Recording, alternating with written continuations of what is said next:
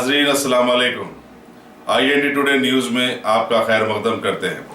आइए देखते हैं ये तफसीलात। कुल हिंद मजलिस इत्तेहादुल मुस्लिमीन के 60 साल की कामयाब तकमील पर रियासत तेलंगाना के जिले विकाराबाद के हल्के कोडंगल के बहुत सारे मजलिसी कारकुनों ने सदर SB गुलशन की सदारत में आज पार्टी ऑफिस से एक अजीमोशान जुलूस निकाला। ये जुलूस वहां से निकलकर डॉक्टर BR अम्बेडकर चौराहे पर पहुंचा। वहां पर मजलिस के लोगों ने मुजस्समे की गुलपोशी की और आपसी इत्तेहाद की बात दोहराई। बाद में वहां पर कुल हिंद मजलिस इत्तेहादुल मुस्लिमीन का झंडा भी लहराया गया। 60 साल से हिंदुस्तान के अंदर काम कर रही है। आप हिंदुस्तान के अंदर मजलिस इत्तेहादुल मुस्लिमीन की तारीख उठाकर देखिए। जब मजलिस इत्तेहादुल मुस्लिमीन का आगाज हुआ, कासिम अली रजवी साहब को हिंदुस्तान से निकाल दिया गया।